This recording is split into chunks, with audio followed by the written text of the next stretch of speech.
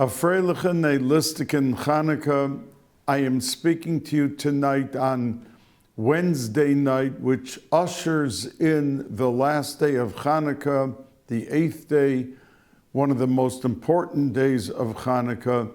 And you've heard me refer to it because of the fact that those who do not receive their chasima on Yom Kippur or on Hoshana Rabbah, they get it on Zos Chanukah, Bezos Yechupar Avon Yaakov, the pasuk says. And it really is like the Gemar Chasima, and that's why in many shuls the minig of saying Gemar Chasima Toiva, and by many Rebbes tonight, as we usher it in, they give out lekach, sponge cake, and they say, just like Erev Yom Kippur, Gemar Chasima Toiva. Now, I want to speak just a few minutes about Chanukah. We spoke last week about Chanukah, and we are concluding tomorrow with the Kriyas HaTorah Bayom HaShmini, Nasi Livnei Menashe, and as we know that each and every day there was a different Shevet that celebrated and dedicated its day to express their appreciation to HaKadosh Baruch Hu for making the Mishkan. And this was actually done Rosh Chodesh Nisan for 12 days. But since the Mishkan was finished on Chanukah, we lane every day, not from the regular Sedra, we lane from the Inyone Chanukah, of Naso, of each and every korban, each and every sacrifice which was brought in that honored moment of each shevet, each tribe being selected to represent the Nasi came and brought it, the Nasi of the shevet, and brought the korban on behalf of its entire tribe. Now, the Kriya tomorrow begins with that, and it talks about, since it's the last day of Chanukah, it goes from that point of the 8th day all the way to the end of the Sedra and into Baaloscha, which means we talk about the 8th day, then the 9th, then the 10th, the 11th, and the 12th, and we conclude the Kriya with dipping in the first 3 or 4 psukim of Baaloscha, which talks about the fact that the menorah was lit by Aaron HaKohen in the Mishkan, and as the Ramban says, that it was to be able to establish the Or HaGonus by Aaron in the actual menorah, and to be Ledoros, that when the second Bais HaMikdash will be destroyed, it will be remembered forever by the Chanukah, that every Yid and every household will have the candelabrum, the menorah lit, and in it was the actual Or HaGonus inside. And the message really is that, Chanukah is nice and it's a beautiful Yom Tov, and like I told you, Yaakov Avinu wanted it to sail off into Golus, the 2,000 years of Golus, that Klal Yisrael should have the vehicle to survive the Golus until Mashiach comes, and that was Chanukah that gave us that light in all of the darkness of all the centuries that we will go through until there will be finally the Geula Shlema. And that's why the Kriya ends with the Or HaGonus, with the menorah in the Beis HaMikdash.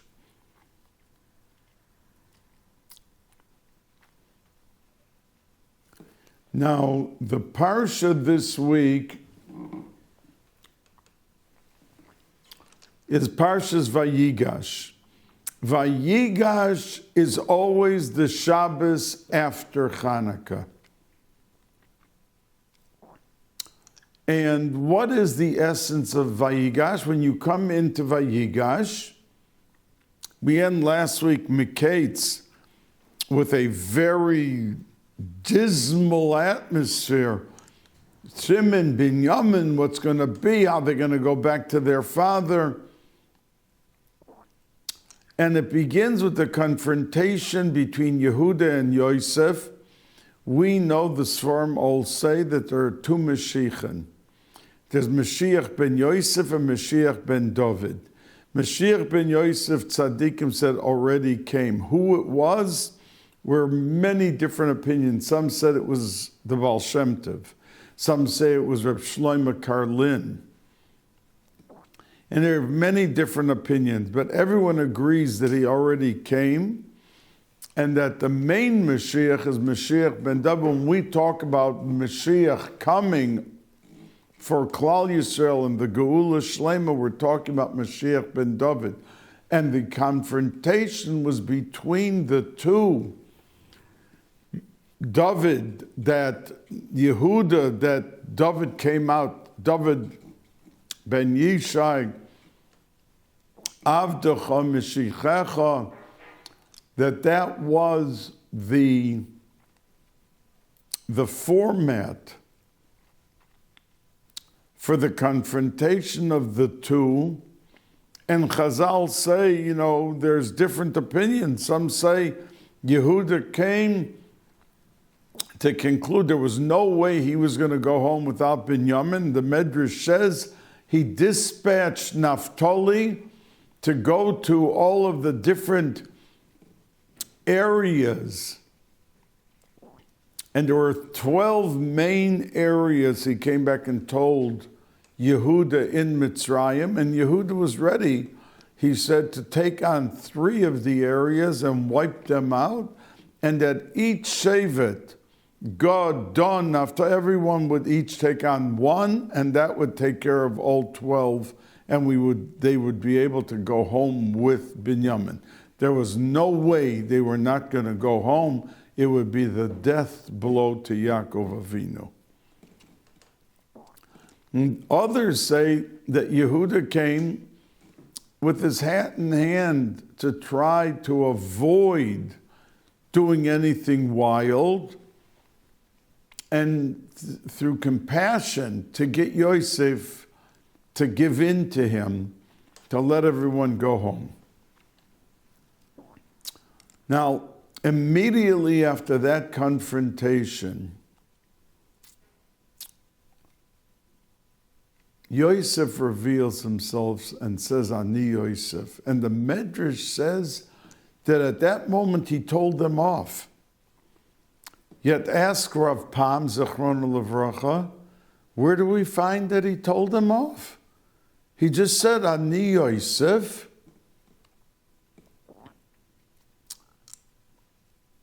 And the brothers, V'lo Yachlu Lano, so they couldn't answer him because they were so embarrassed and so humiliated. They were absolutely dumbfounded.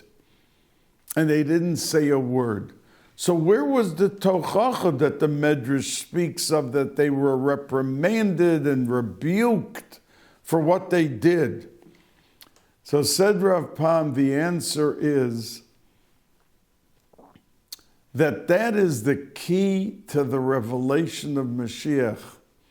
You see, a lot of people in their lives have questions. And many of the questions are reasonable and sensible, but the base of having the cementing factor of HaKadosh Baruch Hu and Emunah, it's weak. Because if we really believe that everything is hashgacha and everything HaKadosh Baruch Hu destines, we would just say that it looks like to us a tragedy or a terrible event, but we don't understand. So the pile of implication and question and reference of doubt throughout the centuries by every generation will suddenly, when Mashiach appears, in 1 second disappear. And we will begin to understand, That's why that happened. That's why that happened. Ani Yosef presented itself that it was etched into the essence of each and every Yid, that when Mashiach will come, all questions will be answered. And to the brothers, everything that was happening, Mazos Osolonu Elokim, what did HaKadosh Baruch Hu do to us? Suddenly, Ani Yosef, everything fell into place. And we in our daily lives, as we begin a day and we are confronted with many legitimate questions, but what is our reaction? And it's easy to say and not so easy to do and live by. To have the faith that no matter what happens, we're so in tune with HaKadosh Baruch Hu that nothing can shake us. But we don't sit in judgment for those who are shaken, because as human beings, it is a tough, tough, uphill test many times in our lives. And if we can muster the backbone and the spine, the ability to weather the storm of that emunah, that faith, and that true trust in HaKadosh Baruch Hu, we can survive the day. But it is not easy, as it wasn't there. So,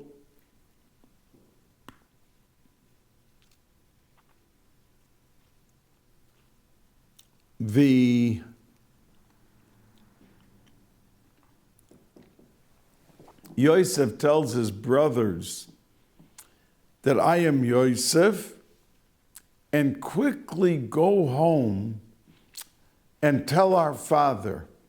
Now we know the Marsha says, why wasn't Yosef, why didn't he send all those 22 years? He knew his father was mourning the loss of Yosef, but there was a shavua that the Mishvatim invoked, and even HaKadosh Baruch Hu, who was the 10th, he made the minyan, was not allowed to reveal. Yitzchak Avinu was at home by Yef Goso Aviv, that the pasuk says that Yitzchak Avinu, who was still alive and knew that Yosef was alive, but he cried for his son Yosef because he knew he was sitting in mourning and grieved and with pain, but he wasn't allowed to reveal. And that's the reason that Yosef never sent someone. I mean, we see it wasn't so far. The brothers came down for food, so he could have easily sent someone to tell the father, don't be worried, I'm alive, I'm well. But when the time came, and he knew min hashamayim that it was the time to say Ani Yosef, that's when he did it. Not before. And he said, Al tirgezu b'dorech, don't tarry on your way home to our father. And the Medrash says that when he said that, he said, Al tisasku bidvar halacha, v'lo say, and al tasiu p'siyagasa, that he said, don't get into a halacha question. So some Meforshim say what Yosef meant when he said, don't get into a discussion of halacha, because if you're going to be so deeply immersed in the discussion of the pros and the cons of the halacha, then you're going to end up coming 5 weeks later, and why should our father have to be an extra day in his grief and pain and suffering? But others say that it was going to bring trouble, because they would come back and say, why did you tell us let's have a bezdin and kill him, and that la halacha he's a roidef and he deserves to be put to death, and you would have had the halacha dispute, and that's when the blame game begins. You see, when many tragedies come, lo aleinu, lo aleichem, on families, as soon as a certain point, 10 hours later, a day later, 2 days later, someone says, we should have called that doctor earlier. We should have, we could have, and the guilt sets in. Oh, well, if you would have said to us, they said it basically, if they paskin the halacha, that he was chayiv misa, he had a din roidev, so why did Yehuda say, what do we have to kill our brother? Let's take him out. What do you mean take him out? You paskin the halacha that he was chayiv misa. So what are you taking him out? But the Torah says they saw the weakness because of the kinna, that their eyes, they couldn't see straight. And that's the reason when he said, Al Taziu Psiagasa, because the Gemara says when a person takes a giant step, he loses 1/500th of his eyesight. So Yosef was telling them, don't take big steps home, because what got you in trouble and what you did when you did it, and you caused our father such grief, it was because you so hastily, on your trip, you didn't sit down as a bezdin and you thought it over. Why didn't you go to the yeshiva of Shem V'Aver and ask them a shaila? Yitzchak Avinu was alive and Yaakov was alive. Why didn't you ask them, what's the halacha with our brother? But you didn't, because you were in a rush. And when you're in a rush and you take giant steps, you lose eyesight. You lose perspective. You couldn't see clearly what the halacha was because you were too rushed and too thirsty to get rid of him. And that's what he was saying to them. Al tirgezu badorech. Don't rush, meaning don't rush to get into the halacha and don't rush to take giant steps. Take your time, because that's the way you can clearly see the arrival of the relief to your father.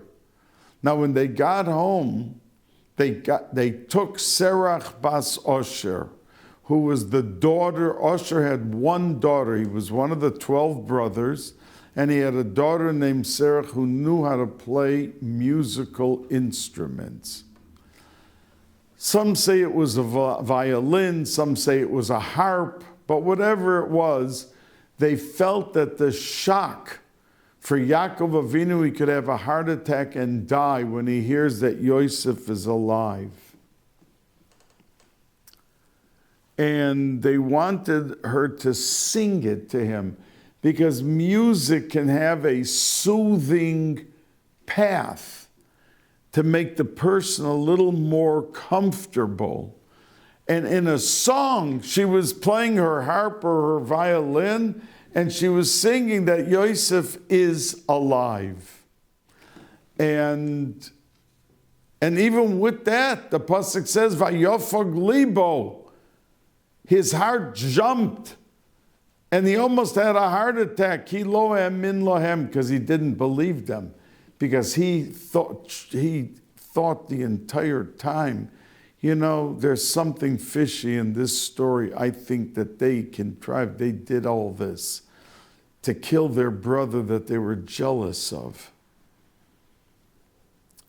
So Sarah, because she did that for Yaakov Avinu gave her a bracha that she would never die. Now we know that Sarah Bas Asher is buried in Iran. Mordechai and Esther are buried there, and Yechezkel HaNavi is in Iraq, and she's buried there, Sarah Bas Asher. So what do you mean Yaakov Avinu gave a bracha that she'll never die? She's buried. but it says that Yaakov Avinu didn't die either. It says Vayigva Vayeyosef El Amav, and Rashi says any place that it doesn't say, but it says Vayigva Vayeyosef, but it doesn't say Vayamos, means a person didn't die. And what it means is that when a person's neshama leaves his body, he has to go through a process, and till he's buried, it's very painful for the neshama, and that's why we rush to quickly bury the person as quickly as possible. And like in Yerushalayim, they don't leave a body overnight. If the person dies 8 o'clock at night, by 12 o'clock, they're already on Har HaZeisim or Har Menuchos burying the person, because it's very painful for the neshama not to be buried. And that's why we say all the Tillim that we say till the body goes into the ground. And then it's the Kaddish, the Yehesh Rabbas, together with the Mishnayos that protect the neshama and help save the neshama from the attack of the bad angels that were created with the Averas of the person who was just nifter. Another tremendous segula is the tzedakah. And I told you that tzedakah is the only mitzvah that says tatzil mimaves and mevi geula. And it has a tremendous effect on the neshama that was nifter when tzedakah to aniyim is given, and that's a tremendous siyua, a help to the neshama. So when the body goes into the ground, there's a process called chibut hakever. And the Baal HaTanya talks about it a lot, what happens. And basically, when you take a quilt outside and you bang it, you take out all the dust. So the bad malachim take a hold of the neshama and knock the daylights out of it for all the averas that it did. But if a person is buried, the Arizal says, after Chatzos on Friday, he goes up exempt, no chibut hakever. He goes straight from the Petira into Gan Eden. He has a din v'cheshbon. But along the way, no one can ambush him, those bad malachim, and beat the daylights out of him. And that was the bracha that Yaakov Avinu, because that process is called Misa. And Yaakov Avinu was exempt, and Sarah Bas Asher was exempt, and Yishai, the Gemara says, the father of David, was also exempt, and there was no chibut hakever. And we find that this Sarah Bas Asher, that when Moshe Rabbeinu had to leave Mitzrayim, but there was a promise made to Yosef that they would take his bones and inter him in Shechem, in Eretz Yisrael. But when everyone was busy gathering the gold and the silver in Mitzrayim, all the Jews were having a heyday. Moshe Rabbeinu said, I can't go after any gold or any silver. I've got to find the Aron of Yosef HaTzadik. But no one knew where it was. And the only one still living, and she lived till around 800 or 900 years, was living in Isha Zakena, says the Medrash. It was Sarah Bas Asher, and Moshe Rabbeinu went over to her and asked her, do you know, because you were the only one alive then and is still alive now, where the body of Yosef HaTzadik is? And she took him over to the Nile, and she said, this is the spot that his coffin, his Aron, was thrown into the water. And he took a piece of cloth and wrote Alei Shor, because Yosef was called Shor, the strong ox, against the Yetzirah and Taiva. Alei Shor, the ox should come up, and his Aron came up to the top of the water.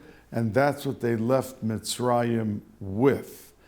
Now, before they even looked for the Aron, HaKadosh Baruch Hu told Moshe Rabbeinu to go over to the people and say the password that the Jews will know that it's time to leave Mitzrayim, that it's for real. They're going to leave.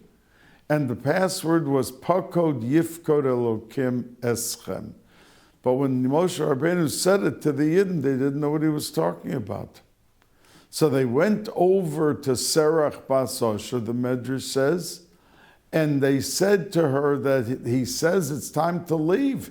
And he gave a password, but we don't know if that's the password. So she asked them, what password did he say? And they said to her, Pakod Yifkod Elokim Eschem. And she said, that's it. That means we're leaving Mitzrayim. And one last point that we see she's mentioned, that there was the myriad b'malchus, Sheva ben Bichri, that rebelled against David HaMelech, and he had a death penalty hanging over his head. And they wanted to find him, and a myriad b'malchus, someone rebels against the Melech Yisrael, is killed. So they wanted to kill him, but he ran away and he came to a city that was walled. And they sent a message into the city that, listen, you have two choices. We know he's in there. Either send him out and we're going to then kill him, or if you want to hold on to him and you don't want to open your gates or your walls, we're going to break them down and kill everyone in the city. So they didn't know what the halacha. Should they just give their lives up, or should they just send him out? So it says that they went to an Isha Zakena living inside of that walled city. Rashi says Isha Zakena. Who was that? Says Rashi, Zu Sarah Bas Asher. And this is at the time of David HaMelech. So from the time that she told Yaakov that Yosef is still alive, and she was singing it to him, till the time of David HaMelech was like 800 years, 700, 800 years. So we see that she had Arichas Yamim, and it says that he gave her bracha, she would never die, that she will never have any chibat hakever. And just like the Arizal says, that someone that's nifter, and you're not allowed to wait for Friday afternoon, by the way. Let's say someone's nifter Wednesday. He said, well, the Arizal says if they're put into the ground Friday afternoon, they have no chibat hakever, so let's wait till Friday after Chas v'sholom. The neshama is bitzar godol, in great pain, till it's buried. So we hurry up the burial. And if cousin Dolores in Los Angeles wants to come to the Levaya, and they say, well, she's a cousin, maybe we should postpone for 2 days. The Chas v'sholom. You're not allowed to do such a thing.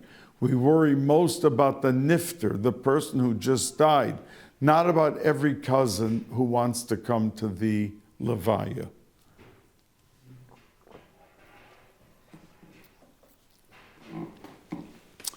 So, when Yaakov Avinu heard that Yosef was alive, his Ruach HaKodesh came back to him. And on the spot, Yaakov said, Rav li oid Yosef chai. I see that Yosef is still alive, and I'm going to quickly go down to Mitzrayim, B'terem, almost before I die, that I'll never see him again. So now is my opportunity. But the Arizal says on these words that there was a secret divulged. You see, why did the Yidden and this whole story with Mitzrayim happen? Why didn't they end up in Iraq? Why didn't they end up in Iran? These are all countries right next to Eretz Yisrael where they were. Why was it Mitzrayim? Says the Arizal because there were 288 chelkei kedusha, chunks of kedusha that fell into Mitzrayim. It's like somebody driving on a highway and their trunk is open, but they don't know it. And they have 20 different outfits and different things in the trunk. And as he's driving at 60 miles an hour, pieces of clothing are flying out of the trunk. So when he stopped at a rest stop 2 miles up for gas, somebody was following him and saw all the stuff coming out and said, you know, that as you were driving, there was stuff flying out of your trunk. So he went back to try to pick up and find whatever. These Chelkei Kedusha, says the Arizal, fell into Mitzrayim, into Egypt. And Yaakov, and this whole story with Yosef ending up in Mitzrayim and the whole business was because these Chelkei Kedusha had to be retrieved from the hand of the Klipa, of the Sitra Achra, of the terrorist, and to get them free. Now, Yosef, with his tzidkus, was able to retrieve 202 of the 288. So there were still 86 that were not retrieved. They were big chalokim. It's like you need a little crane or a gigantic, and Yosef couldn't pull out those 86. Yaakov Avinu had to go down to Mitzrayim and bring to life, Vayechi Yaakov be'eretz Mitzrayim, as the Makub Bolim say, that he brought to life in Mitzrayim those Chelkei Kedusha. And the word Rav is Begematria 202. So when Yaakov Avinu had his Ruach HaKodesh come back and he saw what's really going on, he saw right away, Rav li oid Yosef chai. Yosef brought to life the 202, the Rav. But I have to run down to Mitzrayim now to retrieve the other 86, or I will die with them still in captivity. So says the Arizal. And that was his remez that he gave to Klal Yisrael, to his sons, that why he had to go down. Now, it's interesting that when he went down to Mitzrayim,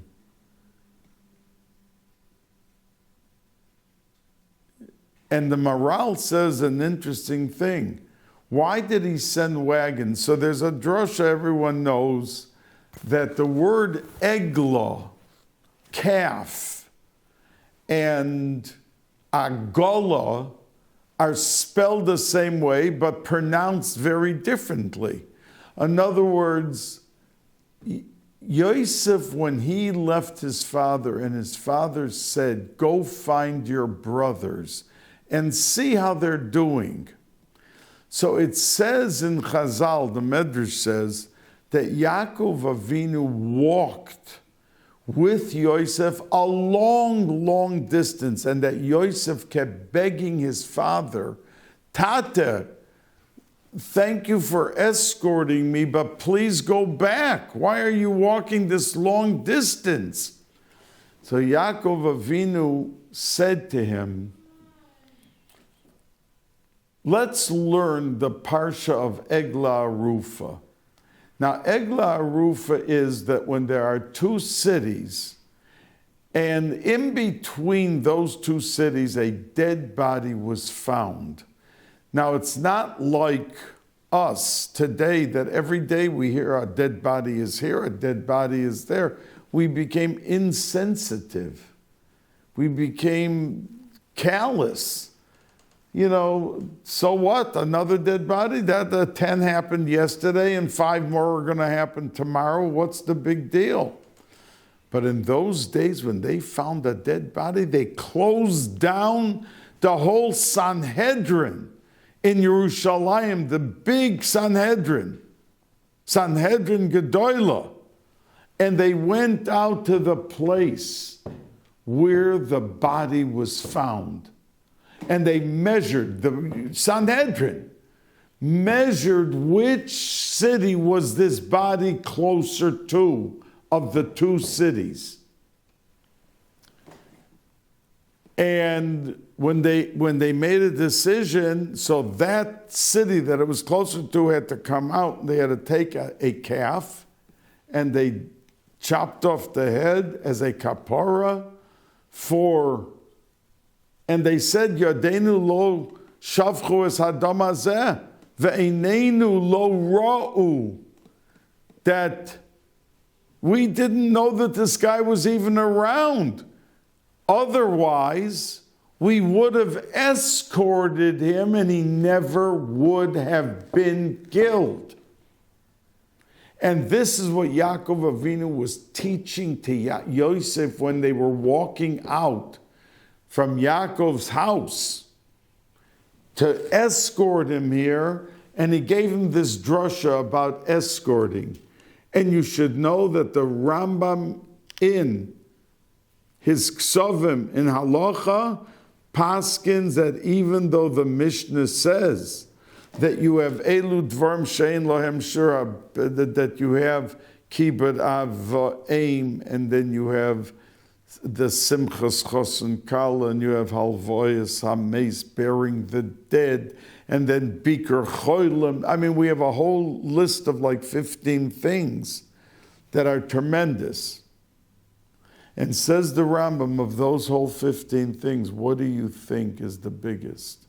He says, escorting a guest out of the house. Because everything else is nice. You gave Achila, you gave Shasiya, you fed him, you treated him nicely, he drank, and he...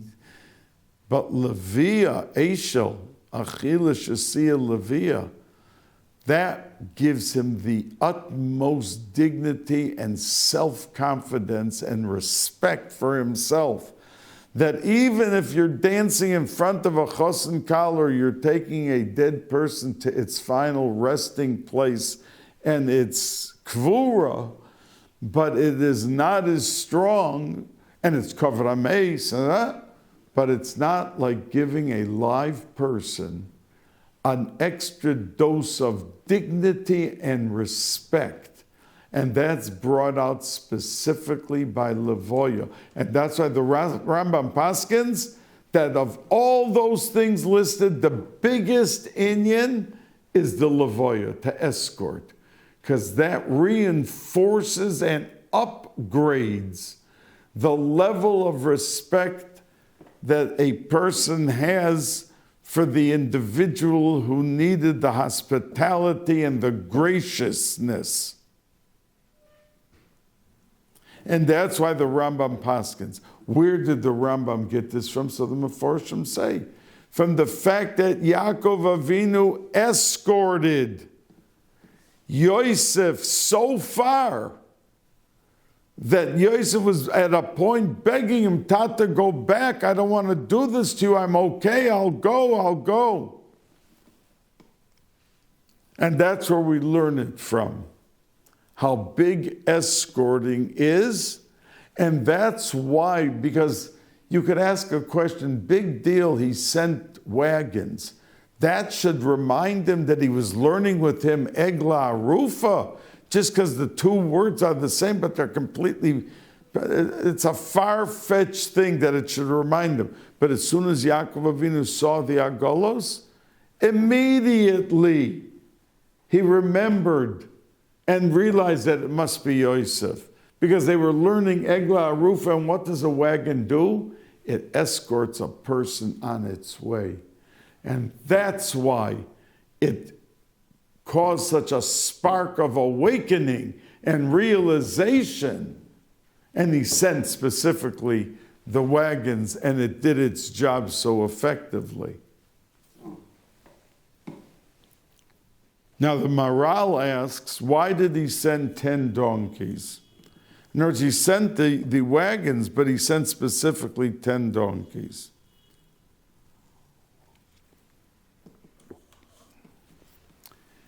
And the reason he did, says the Maral, is because what is a donkey? A donkey is a faithful worker, but it doesn't have the seichel to know why and what.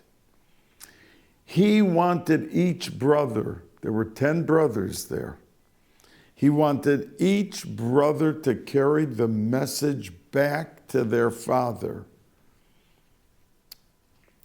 and to themselves, that we now admit that we didn't realize what we were doing. Just like a donkey doesn't have the seichel, we didn't have the proper seichel either. So says the Maral.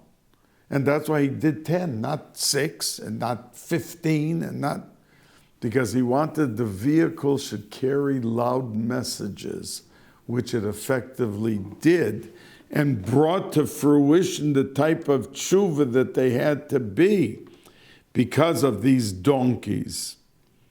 Now, Rav Yaakov Kamenetsky asked a question before Yaakov Avinu went down to Mitzrayim. He sent Yehuda to establish in Goshen a yeshiva. And the Rosh Yeshiva Zichrono Livrocha asked, why didn't he send Ruvain, who was the Bechor? And Rav Yaakov answered and said that a yeshiva has to have all the trimmings of majesty and royalty, and Yehuda was the Melech. That when you come into a town that you're moving to, do you first look where is the nearest parks and where is the closest shopping and ice cream parlor, or do you first focus on the yeshiva and the Beis HaMedrash? And to do it not with what's left over, but to do it as a lechatchila. So that's why Reuven was not chosen, but Yehuda, because he exemplified royalty and the majesty and the opulence that Lom de Torah, and that's what Rabbi Meir Shapiro, who established the Daf HaYomi, he had a very, very fancy building that he built. And he was criticized. Some people said to him, what are you spending so much money? You can have a building for half the money that you're spending. And he answered and says, the Mishnah says, Pas Melech Tochal, that if you want to achieve scholarship in Torah learning, then Pas Melech Tochal, you should live a simple, very strict life. Mayim b'mesura tishte, you should have limited water to drink. But Reb Meir Shapiro said it as a kasha, that the Mishnah is asking, you want to know how to learn Torah? Pas b'melech tochal? Is it the way to eat only bread with salt? Is it to drink only limited water? But the derech of limud haTorah and building Torah is royalty. And that is the reason that Yaakov Avinu sent specifically Yehuda to establish the yeshiva in Goshen. Now, we know that when Yosef said, Ani Yosef, Ha'od Avi Choy,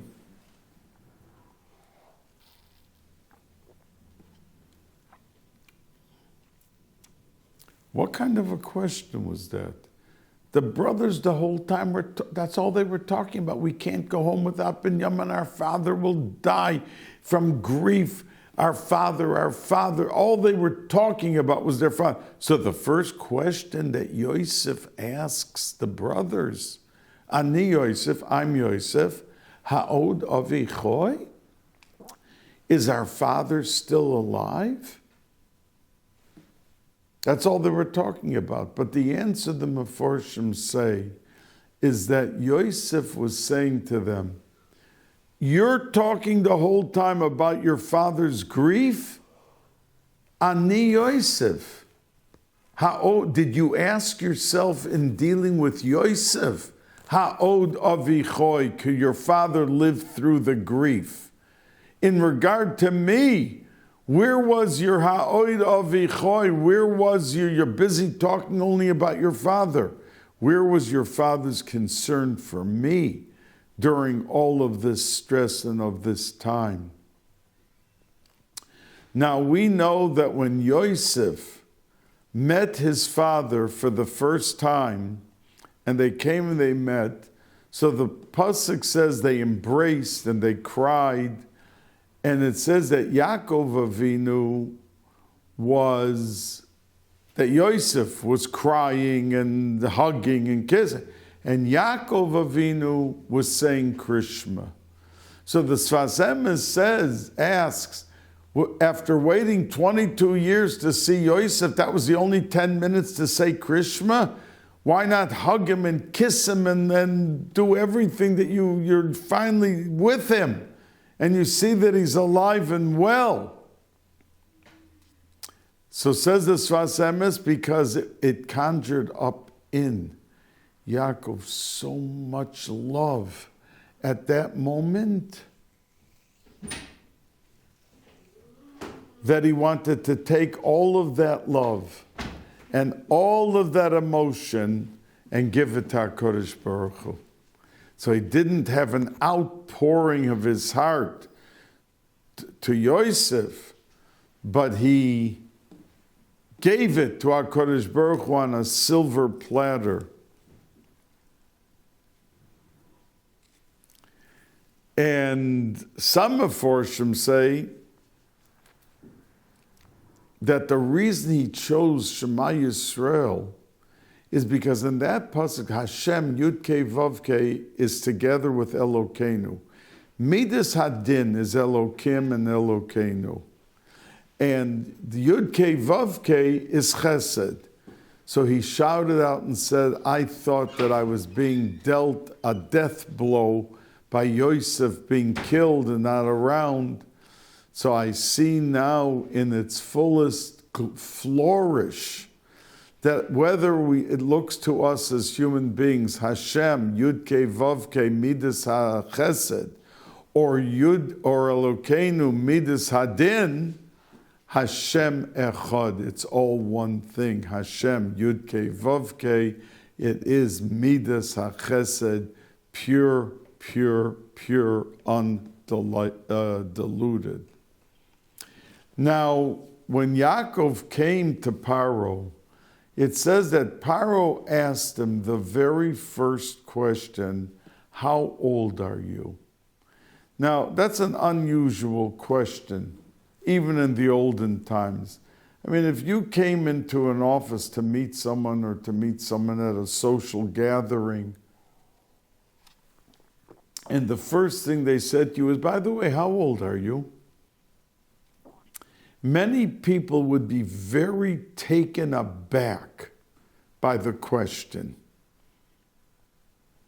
It's almost discourteous. There's some people who hide their age. They're afraid to say it. They lie about their age. Many people, they don't care if the person knows how old he is. But there are many people that find it very, very upsetting and very discourteous. So the Meforshim say that the reason he asked the question is he looked at Yaakov Avinu, and Yaakov Avinu looked much older than he was. He was then 130, but because of the tzoros of Dinah and Shimon and Lavan and Esav and all the problems of his life, that he looked older. And that's what motivated Paro to ask him such a question, because it was unusually old. He looked like he was 200 years old. Now, we know that Yaakov, all three Avos were supposed to live 180 years. Avram Avinu lived only 175 because Hashem took him away 5 years earlier. so that he shouldn't have to live through the Agmas Nefesh and the total devastation of seeing his grandson Esav doing the terrible Averis that he was doing. So he was taken away 5 years earlier, and he only lived 175 years. Yitzchak Avinu lived 180 years and was the only one of the Avos. But the Gemara says, and the Medrash discusses it, Yaakov Avinu lived only 147 years. Why did he lose 33 years of what he was supposed to live to 180, and he only lived 147? So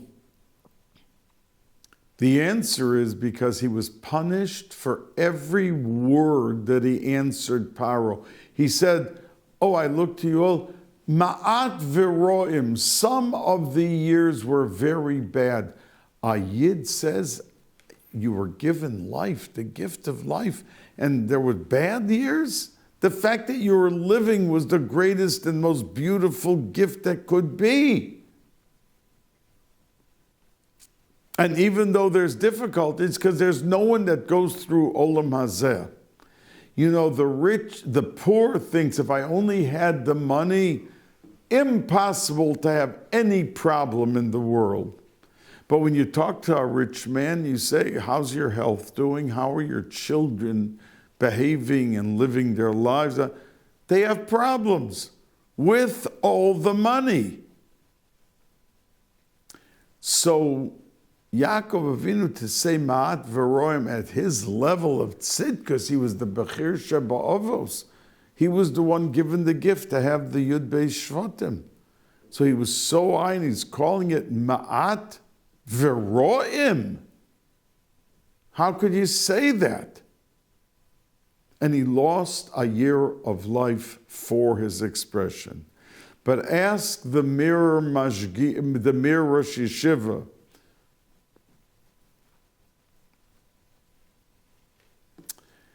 a question that if you add up the words in the psukim there, it's only 27. So why did he lose 33 years of life?